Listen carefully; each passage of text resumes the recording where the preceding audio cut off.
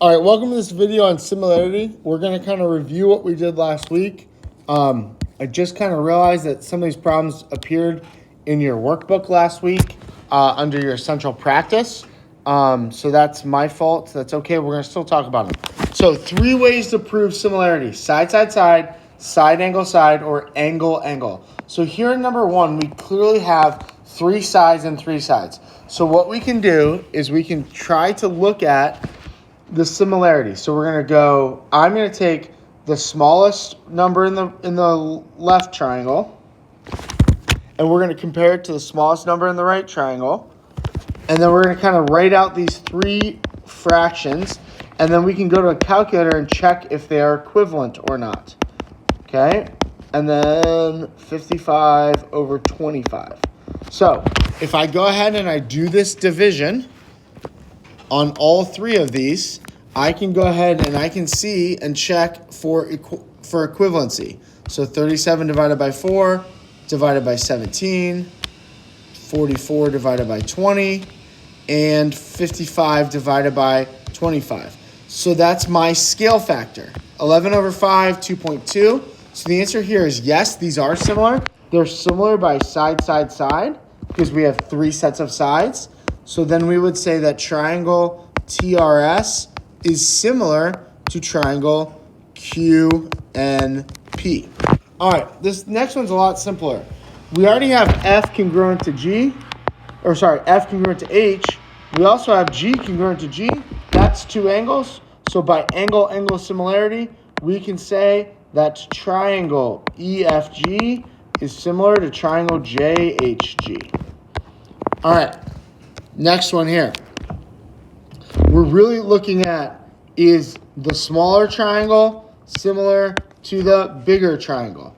So our ratios down the left side would be 28 to 35 and 30 to 38.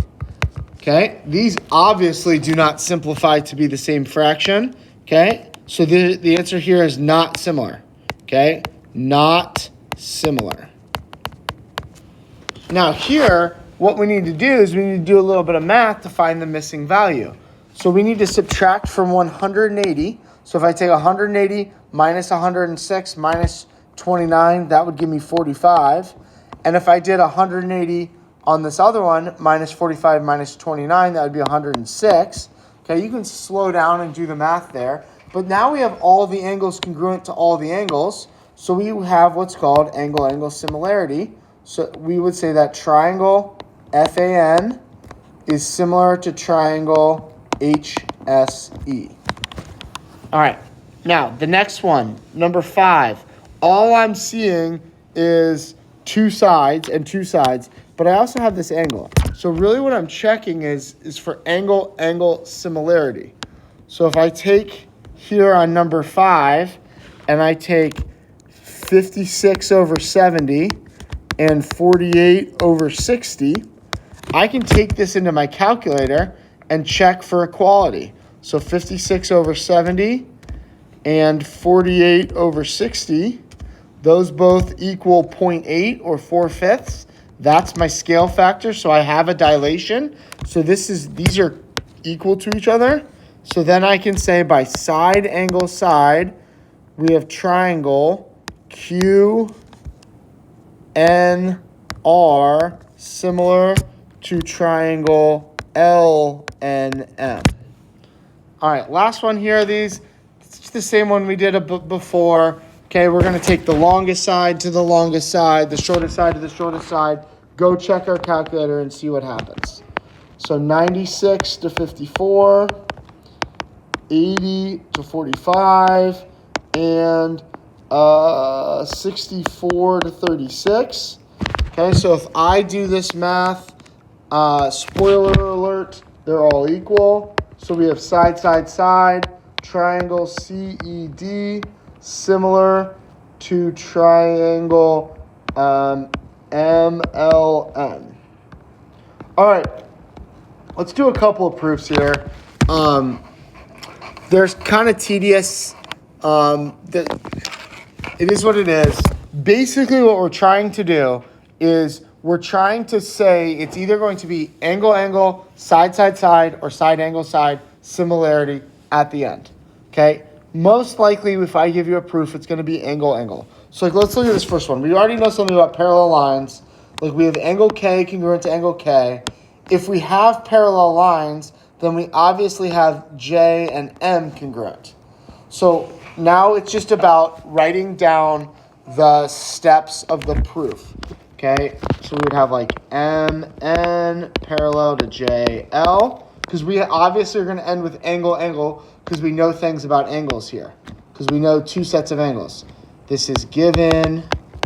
My second thing that I could say is that angle, I'm just going to be a little bit lazy here. Angle M is congruent to angle J. Technically, I should use three letters. I should say KMN and KJL, but I'm feeling a bit lazy as I'm making this video. This is by corresponding angles of parallel lines, okay? We also have angle K congruent to angle K by the reflexive property, because it's congruent to itself. We've proven two angles of each triangle's congruent, so therefore I can say triangle KMN similar to triangle KJL by angle, angle similarity. Okay? All right. Number two, a little bit longer here. EAB, is a right angle with DCB. Okay, we would also know that this angle and this angle are congruent by vertical angles. So now basically what we have to do is we just are going to say that angle A and angle C are congruent because they're right angles. Angle B is congruent to itself because of vertical angles. And then we can say that the triangles are congruent. So let's just go ahead and, or not the triangles are congruent, the triangles are similar by angle, angle similarity. So EAB and DCB are right angles by given. Then the next thing we can say is that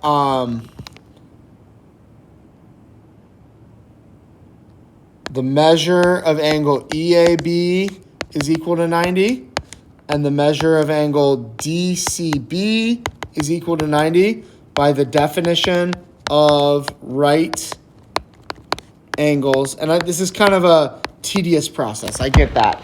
Then we can say, because of substitution, since they're both equal to 90, that the measure of EAB is equal to the measure of DCB by substitution.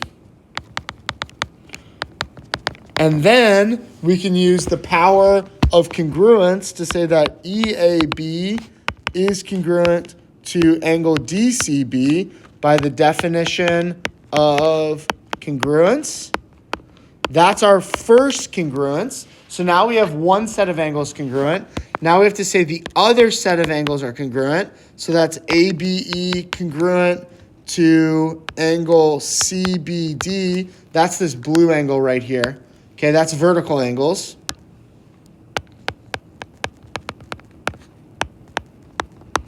And then finally, we've proven two angles congruent to each other. So then we can say that triangle EAB is congruent to triangle DCB by angle, angle similarity. And I said congruent. Somebody should stop me, yell at me. Boom, not congruent, similar. Okay, I'm so used to doing congruence proofs. All right, last one. WY bisects XYZ. So congruent, congruent because of bisection. We also have this statement here which says that we have proportionality. Okay, so we have XY to YZ is equal to WY to VY. So we have that proportionality. So what we're going to end up with here is side angle side. So WY bisects angle XYZ by given. Then we can say angle XYW is congruent to angle ZYV by the definition of angle bisector. Then we can go ahead and we're just going to write down this little fraction, or this little proportion. XY over ZY equals WY over VY. Okay, that's given. Then we can say that triangle WXY is similar to triangle VZY by side angle side similarity. All right, thanks for following along and listening. Get involved with your weekly assignments.